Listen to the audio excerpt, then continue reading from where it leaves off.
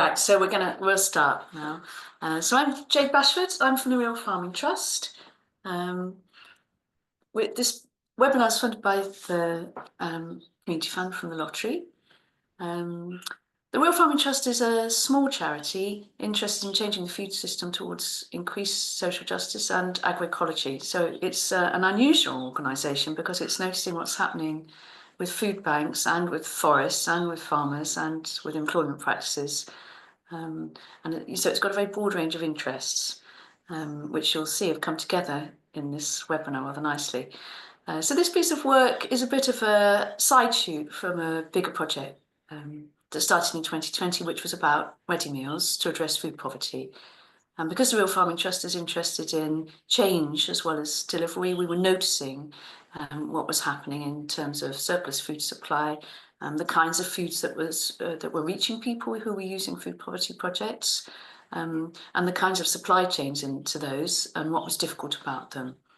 So it was quite deliberate that was a ready meal project to address some of those issues. So this issue of venison and what was happening to forests was a sort of side observation to the main project, but we wanted to share the stories that were coming out. Brighton Hove Food Partnership were one of the delivery projects of that big programme of work, and they did a really fantastic job of that project. So I'm going to hand over to Sophie now, who's actually organised and put the webinar together and deserves the credit for it, not me. And she'll introduce the speakers as we go along. The session's being recorded, and the etiquette for this meeting, I don't think it's usually the same in webinars. It's not always the same. If you want to chat whilst we're going along, it's really fine to do that. There's some really brilliant people who have signed up to come along, as well as the speakers. So if you want to talk about your work in the chat as we're speaking, that's completely cool. That's fine, and share your contact details. So I'm going to hand over to Sophie, with much thanks for her for putting the webinar together for us. Thank you so much, Jade. It's a real honour to be working with all of these really brilliant people to talk about the really important issue of venison. Before I do, just a brief introduction to Brighton and Hove Food Partnership. We're the first food partnership founded in the UK about 20 years ago, and we now have over 150 partnerships across the UK founded on the basis of our model. And we sort of look at absolutely everything about food, from nutrition and getting people out growing and also learning cookery skills, to food waste being turned into lovely useful compost, to getting children eating decent food in schools, we work a lot on the local food strategy with Brighton and Hove City Council. And then my project, Land Use Plus, is our most recent project. And it's the first time that we've sort of delved into agriculture. It's actually a nature recovery project, and it works based in Brighton and Hove City Council's City Downland estate, with larger reaches out into the countryside, with the idea that we want more nature-friendly farming to be happening in a way that's sustainable both for the environment, but also for the farmers as well. And we were lucky earlier in the year through our meat box scheme, which is run as part of the project, Sussex Grazed, to attract some funding to investigate direct venison sales. Now, to me, venison is a really obvious solution to an awful lot of the food-related issues that we have in the UK. We have an excess of deer in the countryside, which is a readily available, healthy, lean protein source that people could be utilising at a relatively cheap price point, depending on how things are done. So today, we are going to explore everything from why deer are both a problem and a solution. And I'm very pleased to be joined by Nick Rout from the British Deer Society, who's going to give you all sorts of really interesting background information and the work that they've been doing on that. We'll then be looking at how it might be possible to get venison into canteen environments. And we've got Hilary Knight from the Sussex Food Network, who is also works with Plumpton College as well, to talk about her experience of getting it into their canteen there. And then we've got SJ Hunt from the Country Food Trust, who is going to be speaking about the experience of getting venison into food banks, before I wrap up with a little bit of discussion around direct sales. Following on from that, we'll have an opportunity for some questions. And then we also have the offer of some breakout rooms where you can really nobble our experts and get an opportunity to network with people interested in similar area of venison supply to you, but also hopefully come up with some really great ideas that can be taken forward. Hopefully that sounds really good to you. As Jade has already said, please feel free to ask questions, chat to each other in the chat. We'll be following along. And yeah, without any further ado, I'd like to pass on to Nick. Good morning. Hopefully everybody can hear me, and hopefully there'll be some slides popping up any second now.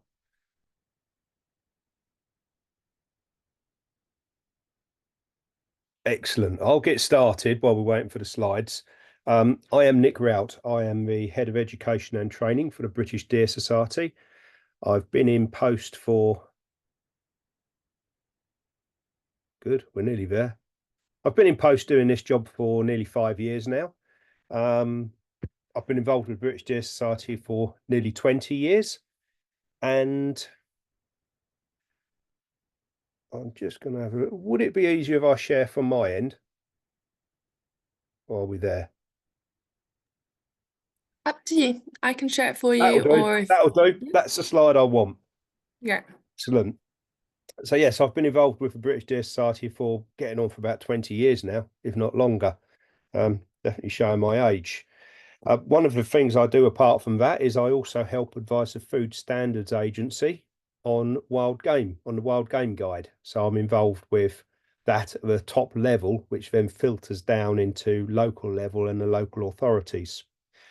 For my sins, I've been shooting deer for just over 40 years now. So I've got a little bit of background in it. And in that 40 years, I've seen some considerable changes in the local deer populations. When I started, I remember in the early 80s, there was a time when we saw 12 fallow deer in a herd together. And that was talked about across the whole area, but there was 12 deer together. Nowadays, we're lucky if we only see 12 deer together. So it is we have got problems and issues ahead of us. Anyway, next slide, please.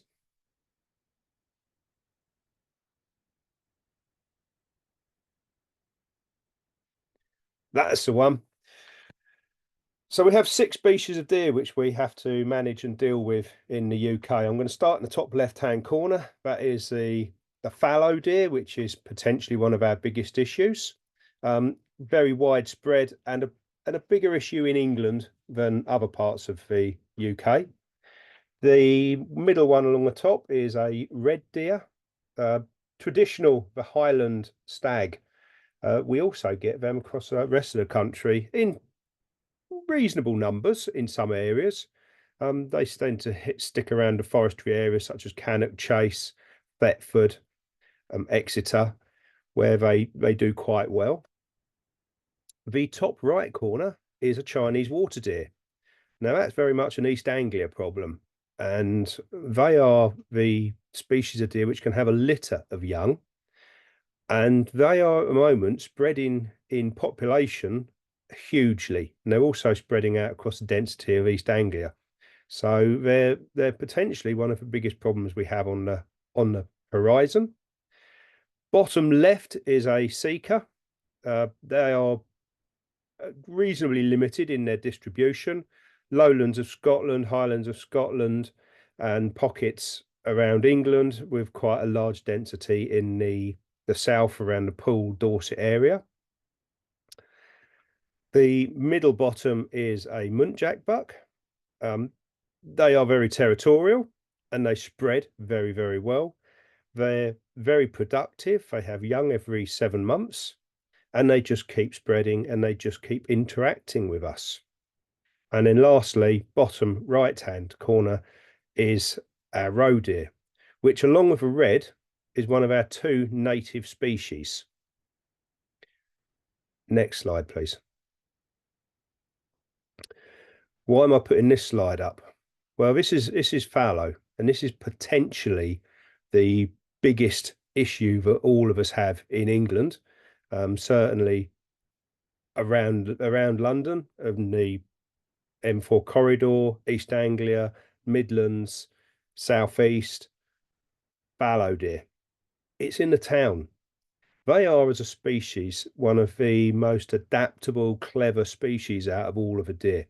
They are really good at just being able to adapt to whatever we do, which is probably why they're as successful as they are. When we look back at during the 70s, early 80s, we were seeing some huge improvements in farming technique. We'd moved away from overwintering the land and leaving it fallow and having spring crops to having winter crops, whereby we were producing food all the way through the year and there was greenery on the ground all the way through the year. So it meant that fallow were in really good condition the whole way through the year. They had a food source. So they utilized it, took advantage of it, and we now have the spread of fallow where there are recorded areas where there's up to 1,500 deer in a herd, which goes a lot in the face of my original 12 that we used to talk about back in the early 80s. Next slide, please. So where do we have our conflict with deer? Where, you know, at the end of the day, most people in the country, most people around the UK, their first interaction with a deer is probably on the bonnet of their car, which isn't a good interaction. The second interaction they might have is that a deer are in their gardens eating everything that they have. Again, not a good interaction. But when we get out in the countryside, deer can cause a serious problem for the environment. And don't get me wrong, it's not all bad. Some interactions with deer, some of the browsing that they do, keeping things down, keeping level of cover down, can actually be good and it can be to the benefit. But where we have large numbers of deer, where we have high densities, we also have some massive problems. The top left-hand picture is holly. Now, holly is not particularly a palatable species of tree for deer to eat. However, in this picture, we can see that these holly trees are just being munched at all the time. They've been kept really small and they're a dwarf-sized tree now, and they never get away. Them leaves will never get out. They'll never sprout branches because the pressure of deer just keeps on them all the time. The bottom left-hand side picture shows a browse line on beech trees by the looks of it. Now, as you can see, the base of it, where the trees tried to get away, you've got them little twigs and them little offshoots have all been kept hammered really back. But the three trees there have managed to get away. They have managed to get a centre beam going and they've raised up through the deer density. And then you see that there's that browse line and that's where it stops. After that, the tree can actually start to get on and grow as it should do. So it's not all lost with that tree, but where that tree now has probably taken many, many years to get to that stage. As where if it hadn't had that deer pressure, that tree would probably be 5-6 times the size it is in that picture. And then lastly, the big picture, which shows the deer tube in the middle. That's an oak tree, which year on year, every time it stuck a shoot out the top of that tree guard, it's been eaten. And that's predominantly because when that tree guard was put in, that has almost without doubt been put in a roe deer size tree guard at 120 centimeters, which will keep roe from eating trees. However, fallow come along and that tree guard needs to be 180 to stop fallow getting into it. So it's far too short. Fallow have taken advantage. Every year, every spring, new buds come out. The fallow walk down the line of tree guards and they'll nip them new berries off and it will just keep a tree in that state. And of course, from a forestry point of view, that's not going to do us any good at all. Next slide, please. Barriers with an S at the end have gone down for some reason. What barriers do we have to stalking? And I'm just going to go around this in no particular order. Time. As a stalker, do we have time? There's a lot of people out there, it's not their full-time job. And don't get me wrong, it doesn't need to be your full-time job because those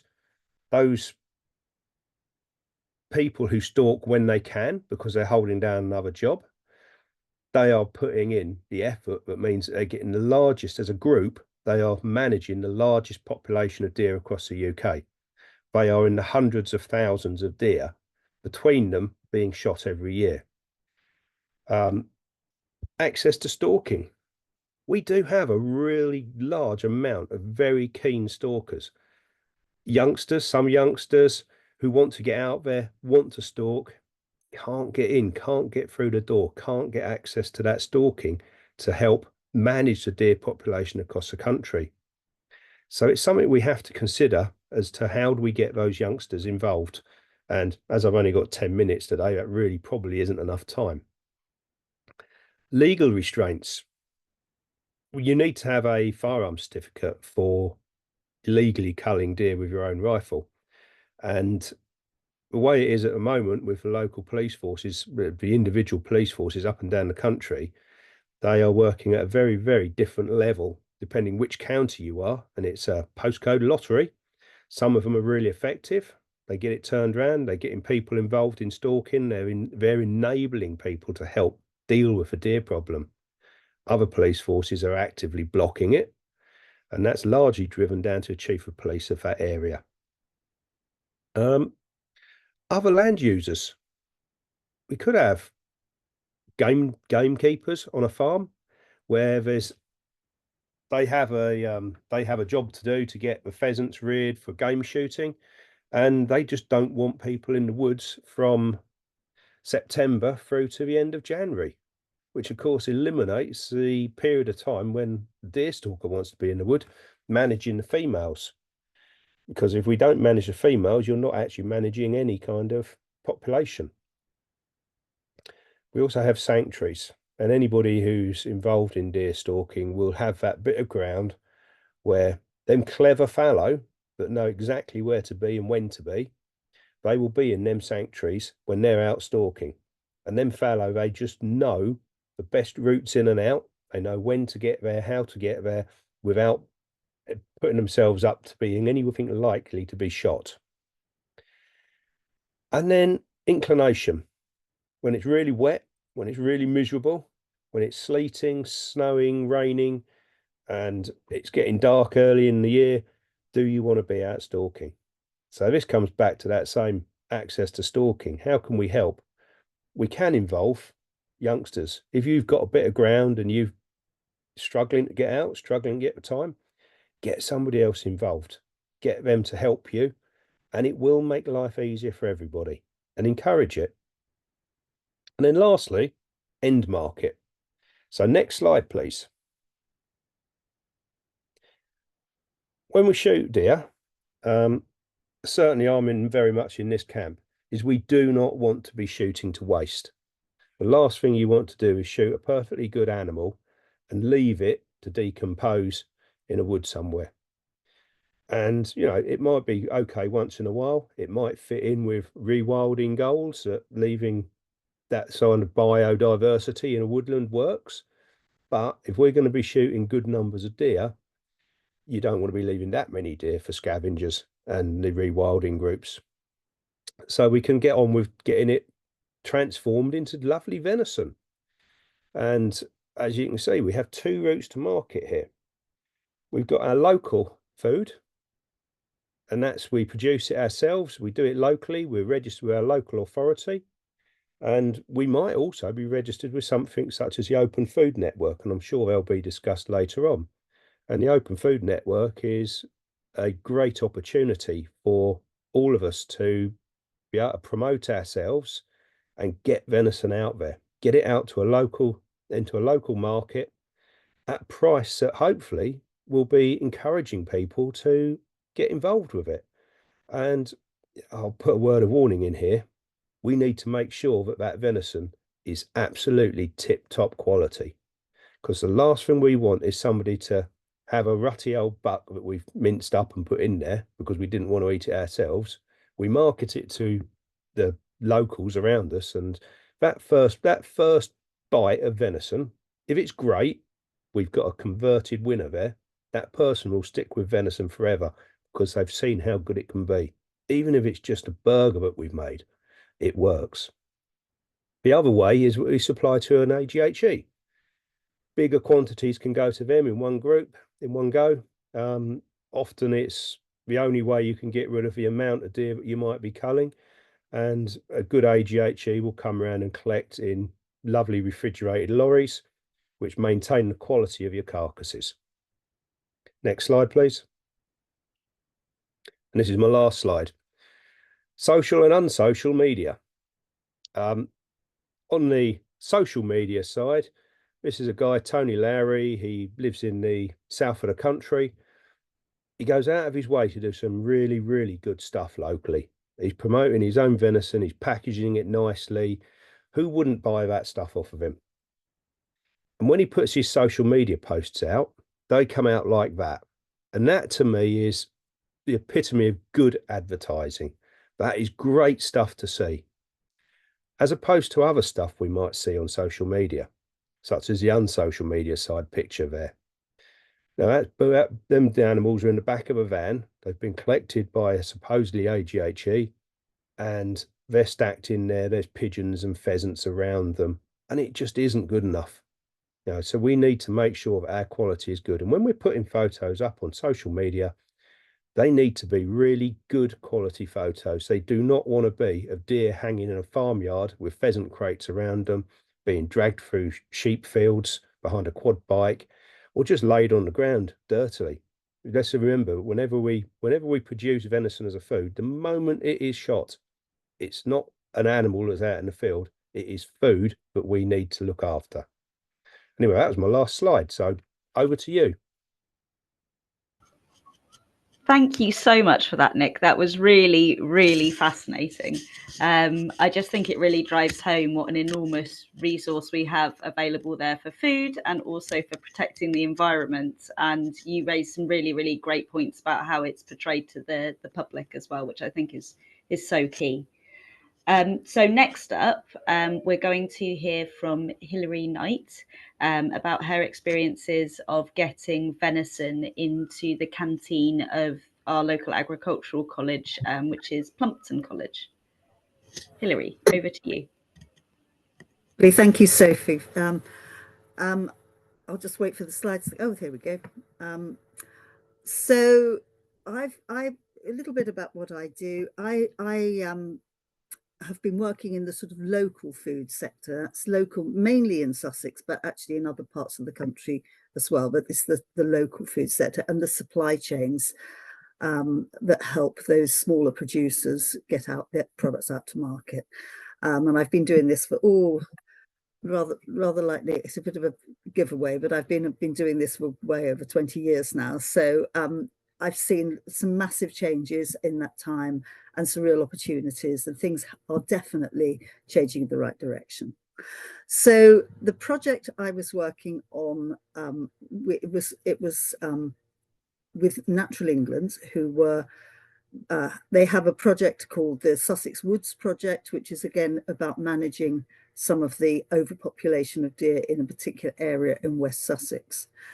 And they approached me and asked about routes to market. And I did a bit of research and found various barriers and blockages along the way. And one of them started really with butchers, where butchers aren't actually being trained. So apprentice butchers aren't trained in venison as part of their courses, and various other people I spoke to, so catering managers, all sorts of different people that could or potentially do or would use venison in their menus.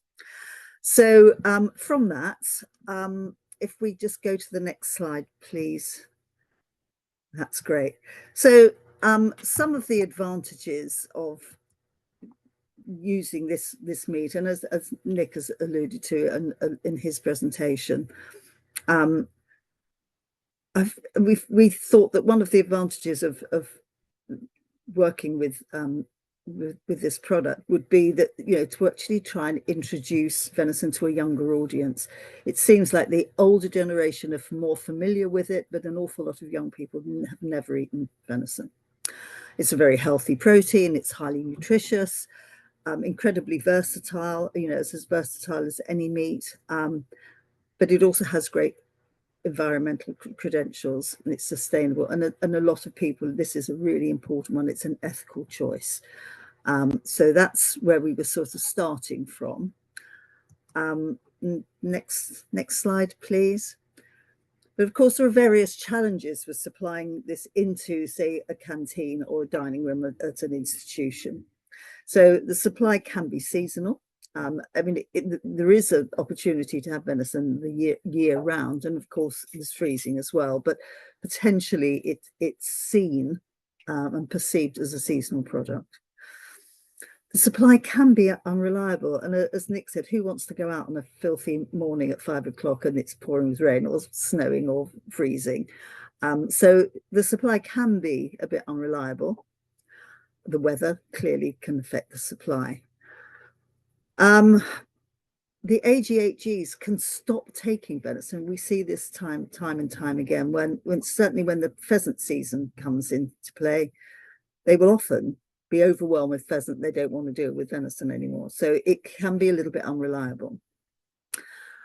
So in order to get these products into the larger establishments, they currently need to go through an AGHG in most cases that I've come across. So they need that for the traceability and for food hygiene reasons. It's about confidence, I suppose, in that product. And so when it goes through an AGHG, it's vet checked and it's stamped, and it will comply with most of the public sector catering protocols. So I certainly found this when I spoke to the catering manager at Plumpton College. They said, look, you know, we just can't. Our job is to make sure we don't cause any problems to anybody eating a product within the college. So that was the one rule that they wanted to put in place. And it's perceived to be expensive, but it can often be cheaper. But when you say that and point that out to people, they're usually surprised. So I think we do need to do a bit of work on changing that perception that venison is an expensive luxury product. So there is another opportunity that will help, I believe will help this process, which is this new accreditation, which has been sort of forged by the Forestry Commission, which is the British Quality Wild Venison Mark, which is an accreditation which will ensure that it's safe and good quality meat that's been processed and killed at exactly how it should be. To very, really quite high standards. It's a paid for audit, and it's available for individual stalkers, for groups, for landowners and processors. So that only was launched a couple of years ago. It's going to take time to really filter through into the market, but I think it could open doors for getting venison into these larger establishments with those binding protocols. So if we go on to the next one. So as part of the work I did with the Sussex Woods project, we were, I work quite closely with Plumpton College. I'm actually a governor there as well. It's a land-based college. It has a lot of students. The students range from 14 right through to 21, 22 and mature students as well. They run everything from, the sort of basics right the way through to degrees in wine and agriculture. So, but they also have a range of students from doing motor mechanics to dog grooming to floristry. So it's not just an agricultural college, and it's so it has a really good range of students from not just the rural part of Sussex, but also attracts quite a lot of students from towns and cities such as Brighton, Eastbourne, Havers all the way around. So it's a real mixture of students. So it was a really good audience to try this out on. So next slide, please. So Plumpton College also offer butchery apprentices. They have a butchery department, and they offer apprentices for butchery, for lots of other things too, but butchery is one of the things. If we could go on to the next slide, please, that would be great. Thank you. So the first thing we did was work with the butchery apprentices, and this is the output of one of those days. So there were 12 apprentices in the first session, and I think we ran 2 or 3 more. I think overall we did about 20, I think there were about 28 apprentices that were fully trained as a sort of added value part of their course. It wasn't a core part, but it was, and there was massive enthusiasm from all the students, and they came from all over the country actually. So, so that was the first part. Of course, we ended up with rather a lot. Every student was supplied a carcass that came through the AGHE, and they were all sourced from the Sussex Woods pilot area. So, of course, that produced quite a lot of venison. And although we encouraged them to take some home to try it, there was still a lot left. And so I started working with the catering manager at the college to put it on the menu in the dining room. Go on to the next slide, please. So they were in November 2023. We trained the apprentices, and then later on that month. So the next slide, please. We had venison that we served in the student dining room. So the first thing the catering manager and the head chef said to me is, well, we can't just do a venison pie or a venison casserole because the students are just not going to be interested. So we devised a menu together that we thought would be a sort of student friendly, something that they're familiar with. So we had 3 different days, 2 venison meals on each of those 3 days, all within 1 week. So as you can see, there was venison burgers and venison bolognese. Day 2, we had venison sausage toad in the hole, meatballs and pasta, venison fajitas and venison curry. Alongside those, they were also offered a more traditional equivalent at the same price. So when there was venison burgers on, there was also a beef burger and a vegetarian burger on offer, and they were all offered at exactly the same price. The same with all it. When it was a venison sausage toad in the hole, we also had a traditional pork sausage toad in the hole and a vegetarian one. So and the same with all of them. So they weren't forced into having venison. It was a choice thing. So next slide, please. This was supported by the week before we did a survey of the students to find out what their attitudes were to having venison on the menu. But we also did lots of posters. We had posters outside the dining room. We had like flyers. We had like table talker things on each table to tell them a little bit more about it, what the benefits of eating wild venison were, but not just for them, but for the countryside as well. So there was a lot of information out there. And as they queue up to come into the dining room, of course, they were faced with these big posters. So they really couldn't avoid it, which I think was quite crucial in the whole project. So next slide, please. I hope you've had breakfast. So if we could go on to the slide.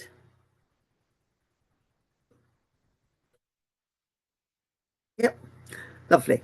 So that, oh, back.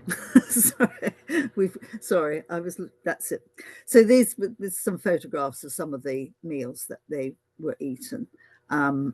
We sold out every day of venison meals. So there was, as I said, there were 6 different ones.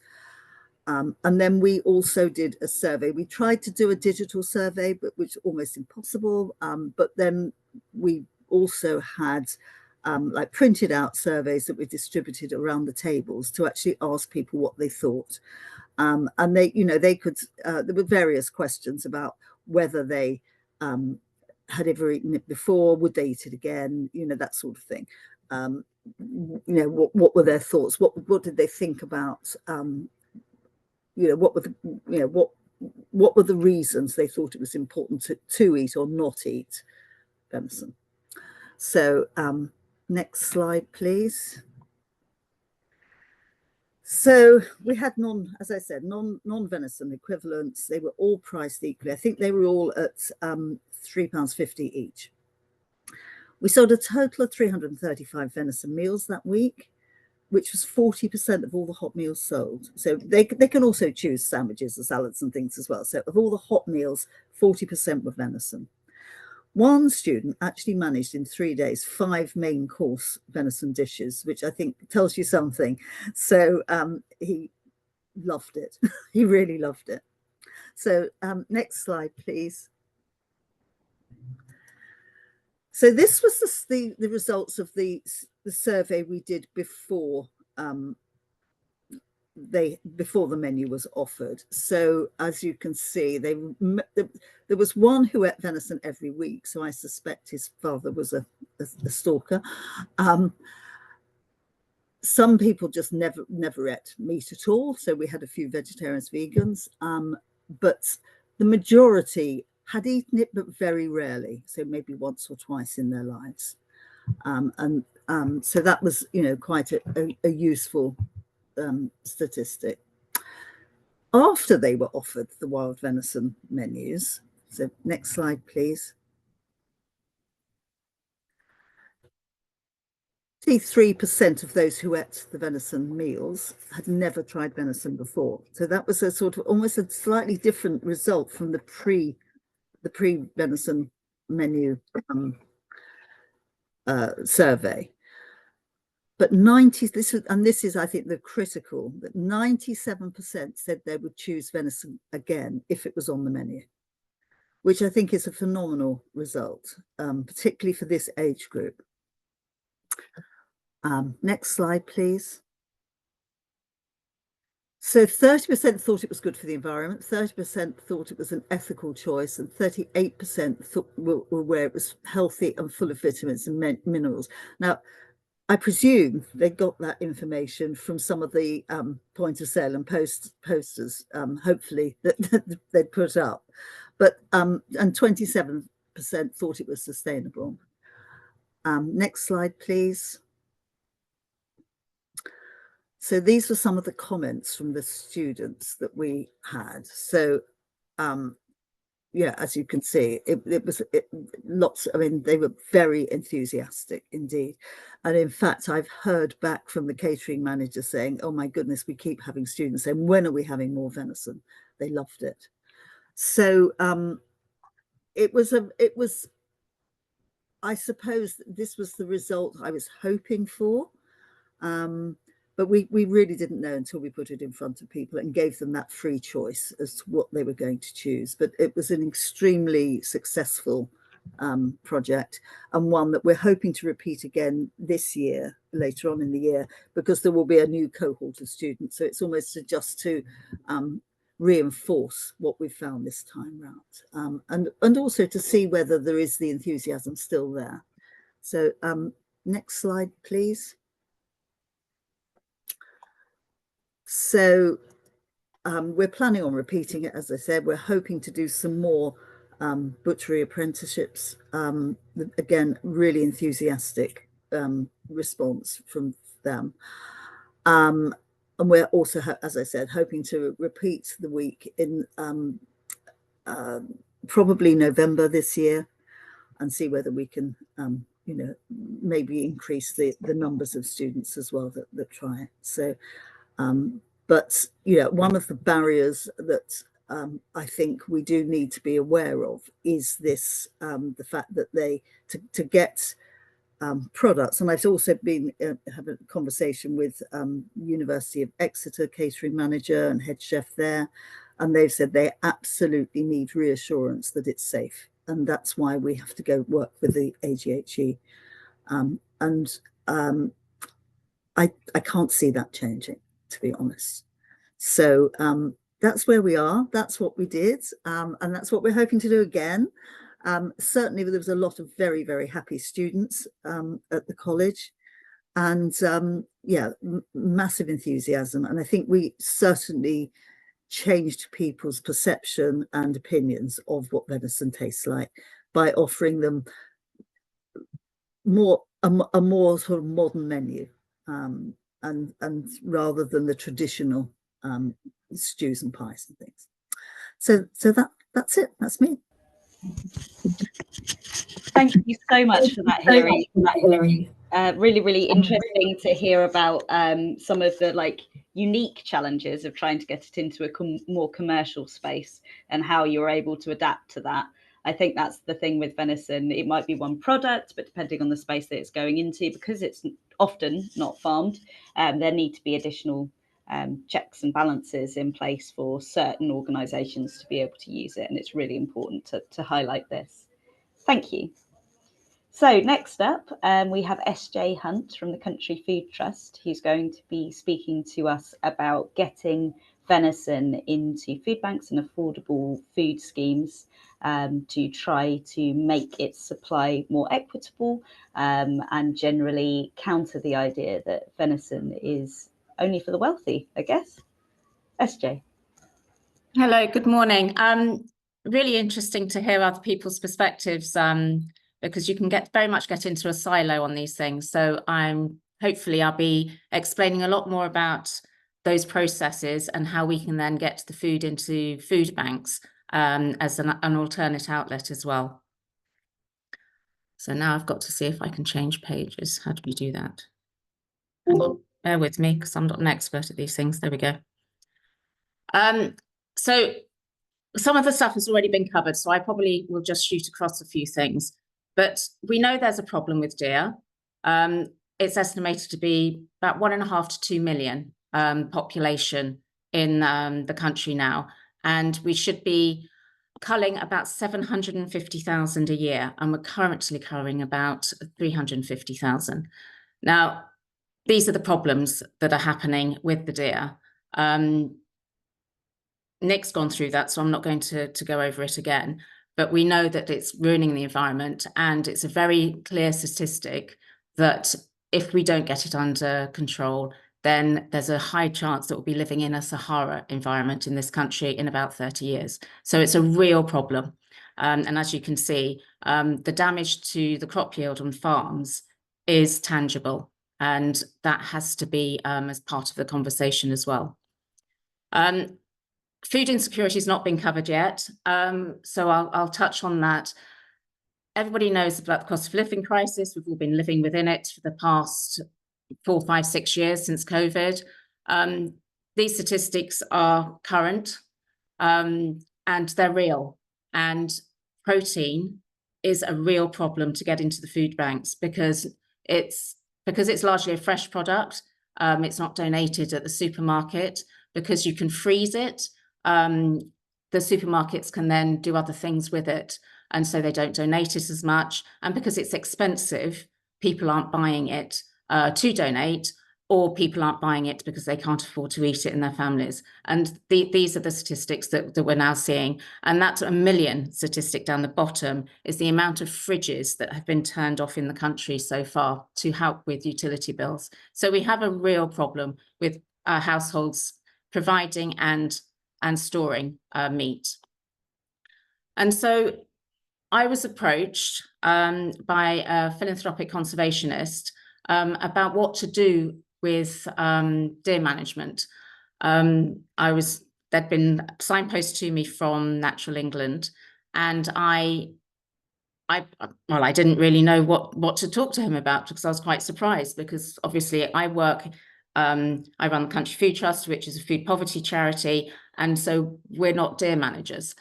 So we had a long chat, and the outset of the chat was he was giving me an amount of money, and with that amount of money, I would get in touch, and I know Mark's on this call, I would get in touch with High Weald because it was Sussex based, and we would look to cull 750 fallow does.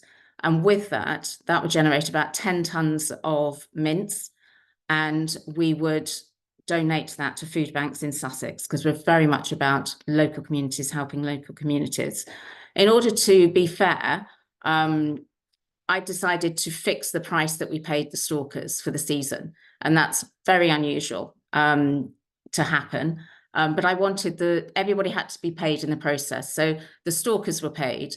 The AGHE who collected the carcasses and processed them for me, they were paid. And then we got that raw mince distributed around Sussex to, as you'll see, quite a few food banks. The media picked up the story, so it was in the Times. ITV Meridian did a whole piece in the evening news, and we were on the radio, and the industry journals as well, so Field Sports Journal, etc. The outcome was quite surprising. So we managed to cull 866 carcasses, the fallow does. In fact, we had a few bucks at the end as well because of the herd management. That saved, over a 10-year period, over 40,000 deer being on the land. And so you might think that's not a big number to do in one season, but the outcome over a 10-year period, we've equated out to about 40,000. So it's making a real tangible difference. And the mince was 16.5 tons. And so obviously the donors delighted. We surpassed all our anticipated targets, and it was really, really well received. So we donated 170,000 meals, and that went to 69 food banks around Sussex. So this is a map of where the deer were culled, and it's a year-on-year project. It's already been confirmed for next season, and so we're going to start to see the positive impact it has on the landscape by mapping it, and there are drone surveys that will happen, and we've got the stalkers on the ground who are taking pictures to show us the improvement. And these are the food banks that received the meat from us. Again, nice spread around the county, and part of the Country Food Trust work is local communities, and so we made sure the meat went locally. This is what went out. So as Nick was saying, it's all about being done properly. So it was all packed in 500 grams packs of VAT packed and frozen, and then it was sent out in refrigerated vans to the appropriate places. I don't normally put up big quotes and things, but I just wanted to signpost the feedback that we got. Crawley Open House is a homeless shelter, and they have 25 people stay there every night, and they were absolutely delighted to be able to offer such a high protein, nutritious meal, and everybody absolutely loved it. And so what are the next steps? We're looking to expand it to other counties, and I'm in talks with 7 other counties at the moment, so that next season we can do even more, we can achieve even more with similar amounts of money. We're looking to get the drones done, as I said. We're looking at that deer management piece, and that's some of the people I'm speaking to. Thousands of hectares are going to be looked at in order to bring it down. And one of the real issues that we have to look at is, if we're going to cull all these animals, which we've explained needs culling, is what happens to the meat. And we can ensure, because we can take all that surplus and we're giving it to a completely new demographic, and they're taking it for free, that means that we're able to take the stress out of the market, so the price point stays fixed, and the retail market can grow organically without us not culling enough animals. And so it's able to ensure that basically more people are taking the venison into their homes, and then hopefully in years to come, when people can afford to go back to the supermarket, the demand would be there in the supermarket and people would be requesting venison. So that's a real added value of the work that we're doing in this space. And they're the ambient meals that we also supply, because we focus on wild meat only. And it's very important when you're in the supermarket looking for venison that you check that it's wild meat and not farmed meat. And it's UK meat as well, because we need to make sure that people are eating wild venison, which is the most nutritious. And unless we certify the entire country, you're not going to get a more organic product. And they're my contact details should everybody wish to get in touch. Thank you. Thank you so much, SJ. I actually completely disagree. I think that over 800 animals is a really impressive amount to cull and get through the food system. And I think that the value that was created from those animals with the amount of meals that you're able to create is just so impressive, and just a really positive first step in changing the way that we use this really nutritious meat. So thank you so much for sharing. And I think your point there about making sure it's UK meat is so important. We see a lot of New Zealand meat on the shelves, and I think I'm right in saying that a third of the venison meat that's purchased in the UK actually comes from New Zealand, which to me, given that we've got a massive issue with wild deer in this country, is complete madness. So thank you so much for highlighting that. Okay, so on to the last presentation, which is me. I am going to talk to you about our project Sussex Grazed. But first of all, I'll give you a little bit of context. We, throughout the Land Use Project, are funded by the Esme Fairbairn Foundation, and the whole idea is that they are funding us to find more nature-friendly ways to farm. And the more that we carried on this work, the more that we found that relevant to the area of Sussex that's immediately around Brighton, the more we realised that meat was really key to this. We have a lot of chalk grassland here, which really can only be kept in good condition by grazing. And we found that our most useful tool for finding out about the local meat system was actually our meat box scheme that we were running, Sussex Grazed. So next slide, please. So this is sort of our consumer-facing Sussex Grazed postcard that you can pick up everywhere, and explains what we do. The whole point of Sussex Grazed is that we are using conservation grazing animals. So these are animals that are contracted by landowners, including Brighton and Hove City Council, the National Trust, Sussex Wildlife Trust, and so on, to go and graze their grassland to improve the quality. Chalk grassland is a very specialist environment that has evolved to the scale that it's in Sussex, Kent, and a few other places in the world that it is found, due to extensive grazing over a period of thousands of years. And it's actually incredibly biodiverse. It's often referred to as the European rainforest because the amount of biodiversity, plants, insects, and invertebrates that you can find there. So what initially started as a grazing project highlighted to us that local meat infrastructure was basically non-existent. We really wanted to create a community understanding of how this meat could benefit the environment, and how your food choices in the supermarket or elsewhere can have a really direct effect on the environment. And we also wanted to demonstrate the quality of the meat that can be produced by farming in this way. There's often a bit of an idea that animals raised only on grass are incredibly lean and unsuitable for eating, but actually that's not true. So this project attracted the interest of Virtuous Venison, which is a scheme which was run between Exeter University and Natural England, and also includes South Downs National Park Authority, who were obviously quite invested in ensuring that good grazing happens on the South Downs. So they got in touch and wondered if we could take our model and actually develop a venison version. So next slide, please. So what is our model? The original form is funded through Changing Chalk, and that's the conservation grazing work that I mentioned before. The idea here is to connect the people of the cities surrounding the Downs with the Downs through food, to educate them on conservation grazing and chalk grassland through the medium of food. And we do a lot of work bringing farmers and venison deer stalkers out to speak to the public as well.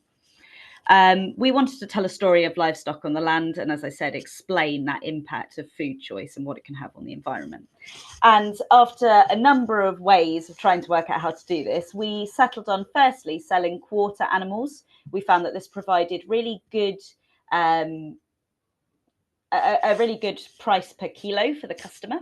So they're buying a representative quarter of either a goat, a sheep, or a deer, or in the case of beef, a 20th of the beef animal, because they're quite large.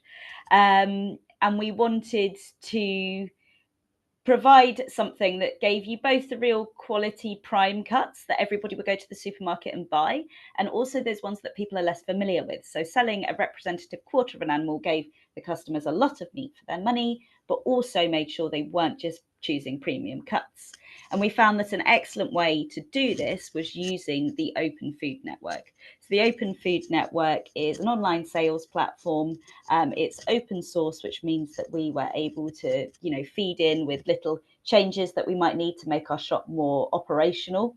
And it's used all across the UK to facilitate virtual farmers markets, online hubs, which source from multiple stockists of any type of food you can imagine, from vegetables to meats and cheese and everything in between.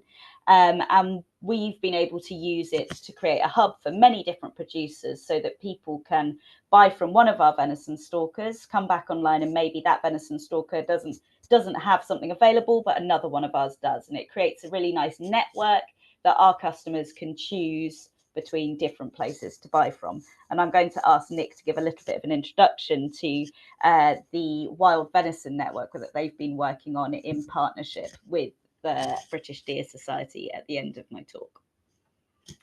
We are very proud to have had the first 2 venison stalkers in the country on the Open Food Network. And it has been a really, really interesting journey, and even making that slight change from our original model of grazing animals into venison. There are a lot of challenges that exist for farmers that don't for deer stalkers, but a lot of challenges that do exist for deer stalkers that don't exist for farmers. So what do? We facilitate, we purchase the dead weight animal from the farmer or the deer stalker.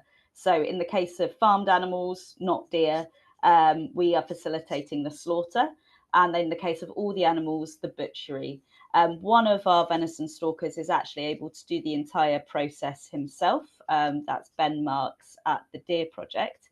So that's really great for us. We can say we're going to buy 4 or 5 animals from you. They come butchered. We just need to sort them into boxes.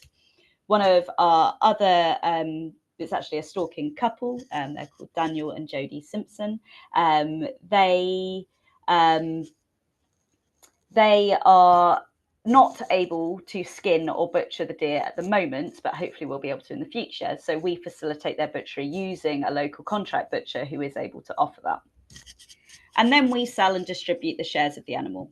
So we are actually, in the case of the venison, not putting any margin on this. We are buying the animal at the cost that the deer stalkers would be selling it at. And this is because we've had funding from Virtuous Venison. And we are then able to sell and distribute these shares through the online platform, through our customer base, and using our site, which is out on the downs, as a hub for people to come and collect from.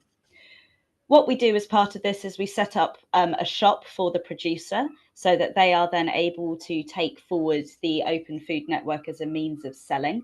And we're also working in partnership with the British Deer Society on creating a replicable model so that it's as easy as possible for the deer stalkers to pick this up and actually carry on themselves. So this means we're creating a pack that literally contains everything from how to write an invoice, because not everybody has that sort of business set up already, through to this is a list of contract butchers that can handle venison in the local area. And our hope is that once we have created this model, it's able to be shared with other food partnerships and interested organisations across the UK, and that they can do the same thing for stalkers in their area too.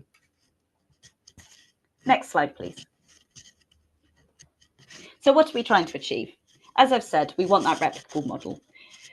There are sort of 2 key routes to market for deer that I see. There is the more commercial route, so through canteens, through supermarkets, these sorts of things that need to go through a game dealer or that sort of professional deer handling service that's been mentioned by our other speakers.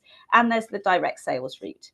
And we, as an organisation that champions local food, want to see this direct sales route happening as well. It gives the stalkers a lot more flexibility. It gives them a lot more control over the price that they're selling at.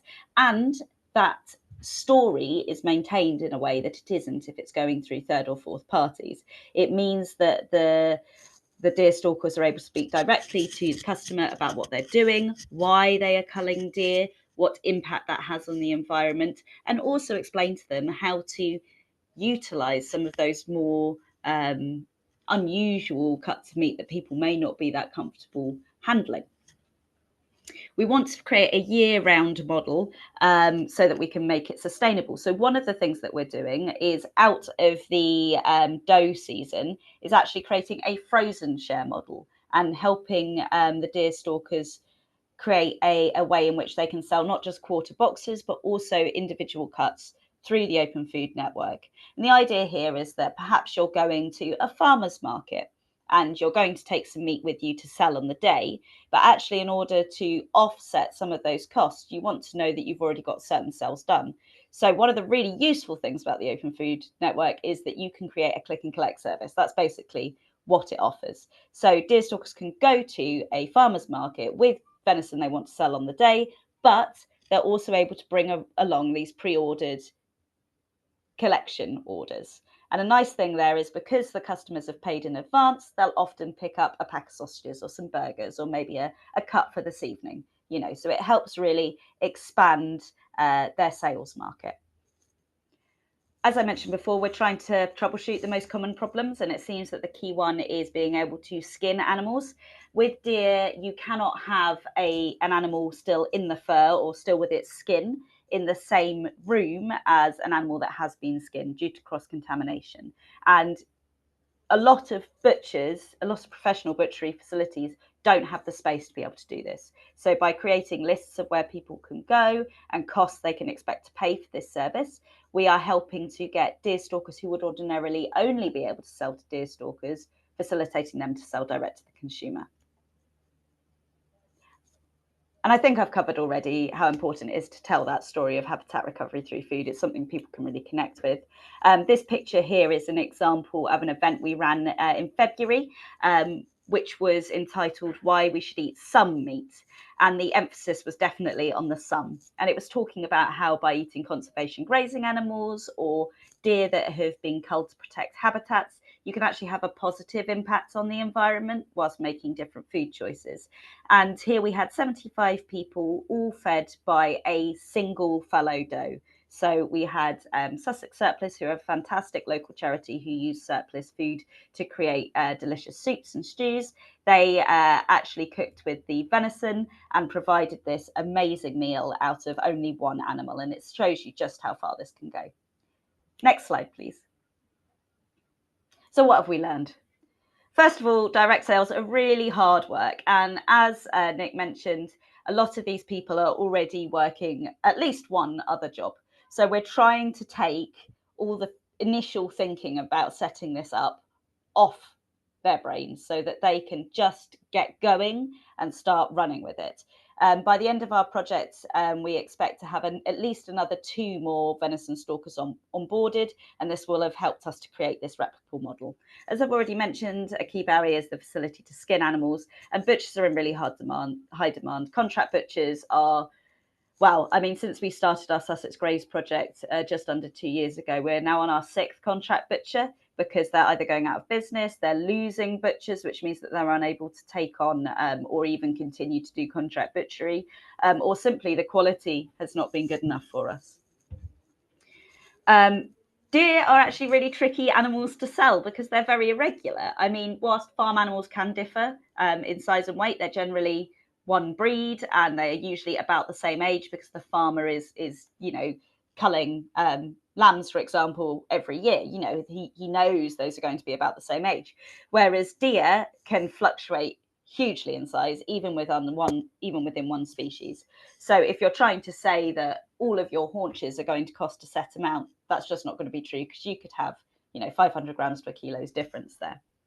We also see that the people working on this have a real passion for protecting the habitats. There's a very high crossover between people that work in forestry and people that are deer stalkers, and they really care about protecting the woodland for future generations. This is an image here of Jodie, one of our deer stalkers, and she's actually teaching her 2 teenage daughters how to stalk. And they go out as a family every weekend and stalk together, which I just think is the most wonderful story and a really interesting tie back to where deer stalking traditionally has come from. In the past, women were the holders of the deer, and we were the ones that would go out and facilitate their slaughter in the UK. So I really love this story of a female stalker carrying this on with the next generation. There's a huge market for food with a story. It may be among the wealthy, but I think changing attitudes, you do have to work with the people that are available to you. And I think that's why it's so important that all of these different types of organisations are working together to answer this. Because if we can come from every angle, if we can target students, if we can target people accessing emergency food, but we can also target those who can afford to pay for it, we can shore up the deer stalkers and create a sustainable business for them, but also allow more people to access it. We've also found that consumers need trust to engage with something new. So one of the things that we've been doing is offering samples and the ability to order just, a small cut of meat. Venison, a lot of people have the idea that, as Nick mentioned, it's some rutty old buck that's shot during the ruts, because then they're the biggest, but they're also really stinky and unpleasant to eat. So actually allowing people to eat doe, which aren't full of testosterone, are much more tender, much less smelly. We're actually changing the idea of what venison can be. Next slide, please. If you'd like to get in touch, I've popped my email address in the chat already. Do feel free to reach out. And lastly, on the next slide, just a quick thank you to all of our many funders. We really couldn't do it without you. Thank you very much. I'm just going to ask Nick Weir from the Open Food Network to pop on and speak a little bit about his work with the Open Food Network and the British Deer Society on creating the Wild Venison Network, which should hopefully help to share this message across the UK. Thank you, Sophie, and thank you very much for the opportunity to mention the Wild Venison Network briefly. If it is possible for me to share my screen, I don't know if anybody can enable. Oh yeah, Amelia, you've just done that. That's brilliant. Thank you very much. So just bear with me while I set up my screen share.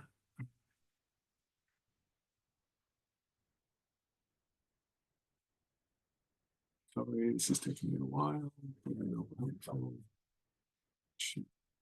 Okay, so the Wild Venison Network is a subset of all of the producers and farmers and growers and bakers and brewers who are using the Open Food Network to sell produce direct to shoppers and also direct into businesses, into cafes and restaurants, and more recently into public procurement, selling into schools and hospitals and so on. What we've done is we've set up a subset of that network, which is just deer stalkers and AGHEs, game dealers, who are registered by the British Deer Society. So the BDS have set up some standards that are focused on the ethics, the animal management, the humane management of the deer, the processing of the deer after it's been shot. And once people have been approved by the BDS, they are then added to this map.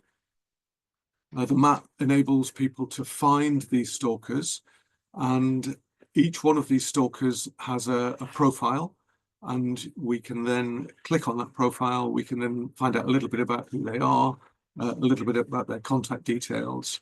I need to get rid of some of my screens here so you can see what's going on. But basically, sorry, I need to stop my share. Basically, what we're hoping to do is get as many stalkers as possible on the map. We've talked a lot in the webinar today about continuity of supply. So each individual stalker, for all sorts of reasons, won't necessarily have venison available all the time. If we can create this network, which we're now building, there's now 40 stalkers on this map since we launched it a couple of months ago. The more stalkers we've got on the map, the more continuity of supply there will be. These stalkers, some of them are starting to sell direct using the Open Food Network platform, but many of them will be selling through hubs. So there are many hubs on the Open Food Network, which are groups of producers collectively selling together produce. Most of our hubs so far are selling meat and vegetables, farmed meat, vegetables, bread, cakes, that sort of thing. but we're increasingly getting more and more stalkers into those hubs. And if you can have multiple stalkers all feeding into a single hub with a single online shopfront, like Sophie described, then it is possible to have a continuity of supply. And even if one particular stalker hasn't got mince available, or hasn't got haunch available, other stalkers are likely to have that. And by coordinating that supply, we can then provide a steady supply of venison into households, and through another project that we're working on, into schools, hospitals, prisons, local authorities. So I earlier on in the chat did put up a link to that map that I just showed you. From the map, you can also link to a sign-up form. So if you are a stalker or an AGHE and you'd like to be on that map, please do fill in the form. There's a few questions in terms of how you handle the meat, traceability, that sort of thing. But once you've completed those details, we will add you to the map. If there are any questions, please do put them in the chat or unmute, but I'm going to hand back to Sophie to wrap up. Thank you so much, Nick. We have really enjoyed working with the OFN, and I can thoroughly recommend it. The team are really helpful and always really up for having a chat about what your needs are. So I can fully recommend it. So we were going to pop off into some different breakout rooms, but there actually aren't a huge amount of us on here anymore. So I thought I might just open up the floor to any questions that are pressing, and we can have a nice chat, hopefully, and find some answers to those burning questions. I did see one in there about how much of the supply of venison in the UK is farmed and how much is wild. I was just wondering, does anybody from the British Deer Society know that? Okay, what we don't know the actual figures, but what figures we do know is that the approved game handling establishments, AGHEs, sorry for not making that clearer earlier on, they are taking well, just before lockdown, they took 69,000 deer, which is a relatively small amount of deer culled every year. I know SJ did mention about 350,000. We actually think we are culling nearer 700,000 deer a year, if not a little bit more, purely because there are probably more numbers on the ground, which we don't know about. But we're starting to get a bit of a better idea of how many there possibly are. And we're also, there's been some feedback through various other organisations who've been asking the questions. And if you actually look at the amount of deer we've got, and I would say it's a pretty fair thing to say that although in some areas the deer are expanding at rapid rates, probably at the moment we're possibly at the point where we're keeping numbers pretty much where they should be. In that they're not going up anymore. We do need to reduce them, but I don't think we're seeing huge increases in numbers in areas anymore, because management is in place pretty much across the UK now, dealing with these hotspot areas. So just with the amount of deer we've got, we're keeping it at pretty much the same numbers they should be. We know that we're looking at about a third recruitment per year for any deer population. So it means that we are culling about that 700,000 plus deer, which means that outside of the AGHEs, who are accounting for 69,000, we know that because they have to go through the Food Standards Agency where it's all recorded, all them local sales or home consumption is accounting for an awful lot of deer now. That's really interesting. Thank you so much. I think with a wild animal that you don't have to trace where it's going in the same way that you do with farmed animals, it can be quite tricky to nail that down. Does anybody else have any questions? Feel free to pop your hands up and we'll or unmute and we'll come to you. Jenny. Hi, can you hear me now? Just such a great webinar, because I'm part of Calderdale Food Network, Sustainable Food Places, right? And but with another hat, I run a vegetable box scheme, so I've got an interest in nutrition, organic growing. But we set up a project called Grow and Graze, which was to sort of recognise that what we do around here is really livestock farming, and to pay, and even though we mainly to support livestock farmers, because it's not necessarily conservation grazing, there's a lot of overgrazing and undergrazing, but trying to promote that, the support for you know, sustainably produced meat. And I'm also part of Calderdale, the local authorities' Wilder Calderdale strategy group. And I've had a bit of a struggle there. I've wondered a lot of the time why I was there at all, because it was all about nature protection, and they and even when they decided they need to, which is good, but even when they decided to get do some conservation grazing and buy in animals, and and I said, well, are we going to eat these animals or not? It's like, oh no, there were at least 3 people on the group who were vegetarian and or vegan, and it was dismissed that couldn't be one of the now that so the other thing that what was the other thing that I wanted to say? But the thing I think is changing this is the venison, because our local authority actually decided that all the council food that was served for outside catering would be vegan, and that hit the sun, obviously, and so that's the message that's going out. But I just wanted to thank you for the webinar and say that I feel I've got an argument to go back and start because the deer are also eating our vegetables that we're trying to grow in a market garden. Cheers, thanks. Thanks so much, Jenny. It's so good to hear about what other people are doing across the country. And yeah, being in Brighton, we often have similar conversations with people. It's a tricky one to broach because people are really passionate about it. But yeah. I just think it's a bit of a waste of biomass if you don't eat them afterwards. But... I know, exactly. I mean, what do you do with them? I mean, yeah. But thank you so much. Laura, you had a couple of questions. Yes, I did. Firstly, thank you. That was really interesting.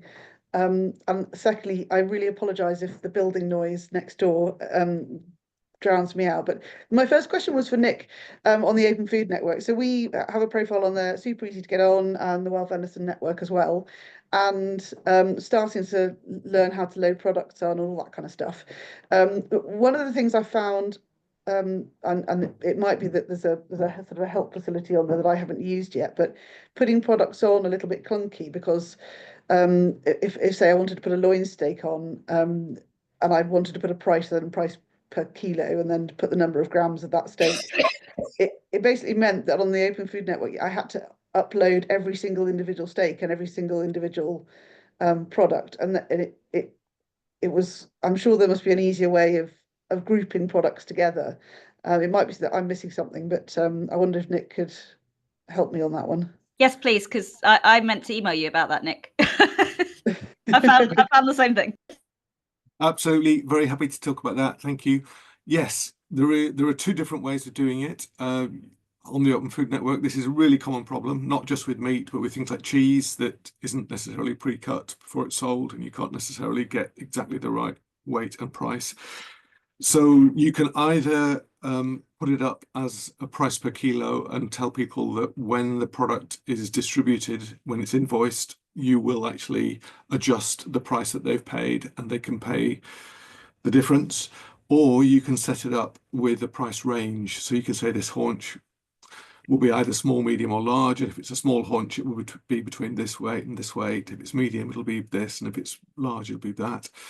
And different producers will do it in different ways. I'm very, very happy to do a screen share with either or both of you at any time to show you how to do both of those different things. But it's probably not good use of this webinar time for me to do it now. But that's brilliant. Let's set that up. Thank you. Thank you. Yeah, that would be brilliant. My other question was, I'm a vet by trade, so venison is our side hustle, and it seems to me that I'm fascinated. I was an official veterinarian for ages, and I'm not now, and I'm looking to get back into it purely because of the venison side of things. And I just wonder, in that there is a bit of a crisis with vets and employment and jobs and things, is there is there a way of, I don't know, creating veterinary hubs whereby carcasses can be inspected, or so that, you know, if you're not a game handling establishment, there's an alternative route that it somehow involves an official veterinarian to give that level of assurance, but isn't necessarily going through a game handler. So you've still got the level of assurance. And I'm really interested in the scheme that you talked about earlier, and we're going to look more into that. But obviously that doesn't involve a vet per se. But I know that there are vets out there looking for, you know, for work, and maybe there's a way of, you know, supporting each other in order to create, I don't know, veterinary hubs or meat inspection hubs. I don't know. I'm completely blue sky thinking here as I'm listening to you, but it just seems that that is a rate limiting step for the venison network, and it's something that maybe the veterinary industry could help with.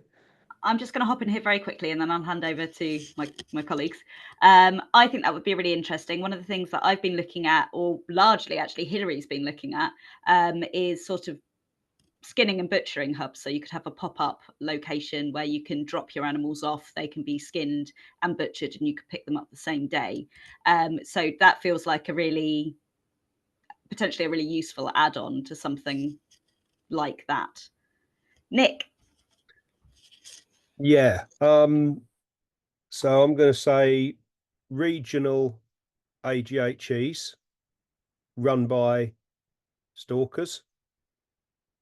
That would tick that box, because you can take them into that AGHE and you're then looking at, I mean, SJ mentioned about venison going into food banks. This has been one of my real bones of contention, is that as a stalker who's getting pretty much nothing for our carcasses, you know, when we're getting nearly zero money, you know, at the absolute maximum, probably about 20 quid for a fallow carcass. I'm looking at it thinking to myself, well, I'd donate that. I've got no problem in me donating that carcass for good means. You know, it wouldn't bother me in the slightest, so long as that carcass went in its entirety to those good means. The idea of a game dealer processing it, because this is at the moment the only way we can move this around the country, the game dealer processes that deer carcass that I've given him. He's taking the loins from my carcass, which is a really valuable bit of meat, and he's using that in his marketing, where he's getting £36 a kilo for it, and he's putting all the rubbish from his, so you get back the same amount of weight, but you're getting the leg meat, the bits and pieces which is just minced up, and he's giving that back to charity. I'm not donating my meat for the game dealer to make money off the loins. I'm donating my meat so that everybody gets the best bits as well. I've got no problem in somebody having, if they can't afford food, if they end up having a nice loin, so be it. Not a problem to me. But the way they work, it just grates a little bit. And I get they've got a business to do, and I get that that's their business. But there's many things wrong with that. Jenny, just as a quick note to you, when I'm running training out all around the country, we are finding that we have more and more vegans attending training to become deer stalkers, because it ticks all the boxes. For some reason, they just look at it and they think, venison, it's wild, it's never been farmed, it ticks some vegans boxes, just so it works. And if you want to talk to me about that, I'll quite happily will do, but it is, yeah. Thank you, Nick. Yeah, that's great. Yeah, I think it could turn heads, turn minds. Yeah. I've just put something in the chat where I did some venison pop-ups at events, and we actually serve venison to some quite evangelical vegans, and they were very happy to eat that from an environmental perspective. Ticks all the boxes.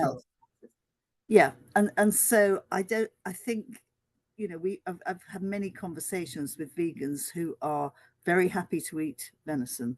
They won't eat farmed meat or anything that's been processed, but venison is, so there's a sort of subcategory, if you like.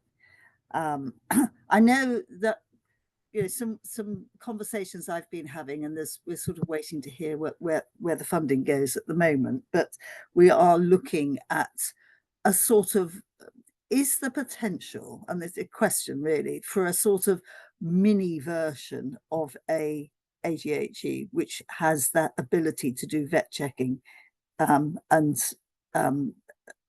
a degree of processing, which could be some butchery, I don't know. So I know there's talk afoot about it, about, you know, having a hub, exactly as, I can't remember the speaker's name, where you can actually bring in a vet to do that checking, because that's the bit that seems to be the barrier for getting it into sort of more larger caterers and contract catering.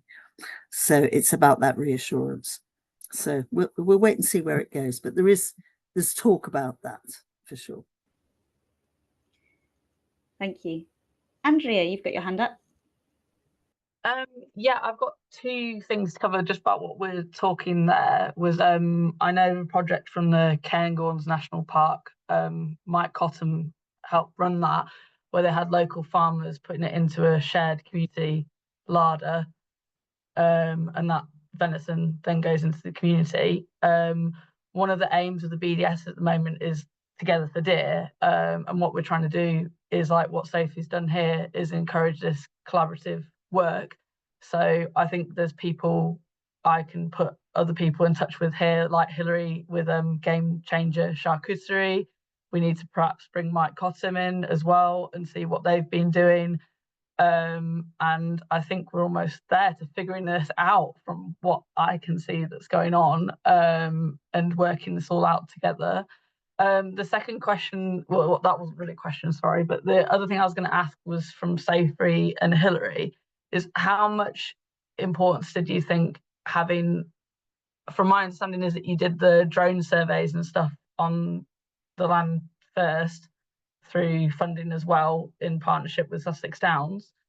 I think if Mark's here as well, he might be able to give some input, is how much did that help being able to tell the story and understand on the ground to translating it into what the work you've done with the venison as well? Because for us, from the British Deer Society perspective, informed deer management is also just as important as collaborative deer management, feeding into the venison story. So very briefly, from my point of view, it's absolutely essential. My customers need to know they're doing something good by making that food choice. That's why they're making that food choice. And if it weren't for those surveys that demonstrated the overpopulation, we wouldn't have been able to include it in our project because of the work that we do. So it's an absolutely essential that all of this fantastic work was done beforehand for us. Yeah, I thought that would be the case. And for me and the BDS, it's about how we replicate that side of it as well and link it together with the venison too at the same time, to make sure the venison's coming from informed management as well at large scale. Yeah, I would say that part of the success of the student dining was giving them all the information. And of course, we called on some of the Natural England work that's been going on about the damage that's being done to the environment. And so it's about how you feed that information to the consumers and into, not get into too much detail, but the sort of some key bullet points as to, you know, what it means to make the choice of eating venison. So I think that you have to have the background information. And I know there's also some work going on at the moment about the actual monetary value of crops that are being lost to deer from farmers. I think that is going to be a really interesting number that comes out, because when you start thinking about the amount of crops that are being lost, and that, you know, that has a direct impact, and it could be quite influential, I think, in terms of this government support for this work. So because this is, it's not just about habitat loss, it's also about lost crops, and that, you know, which have a monetary value, and sadly that's always gets people's attention, but it's critical. I know that work is going on at the moment. Definitely. So we are running over ever so slightly. I just have one question which was put in the chat, because unfortunately Jordan's internet isn't working very well. So they've asked, what support is felt to be needed from local authorities, for example, county councils and district councils? Does anybody have anything they'd like to say about that? Yeah, okay, so real easy one. Local authorities are really, really good. They're really, really helpful. What you've got to do is you've got to pick up the phone and actually speak to them in the first place. Once you do that, they will put you on the right track. So they help you get registered as a food business and make sure you're doing it right. Just ask them. They are great. I've got no issues with them at all. Yeah, I have to say they've been really, really helpful to everybody that we've asked them to help with. They are, that section is working really well.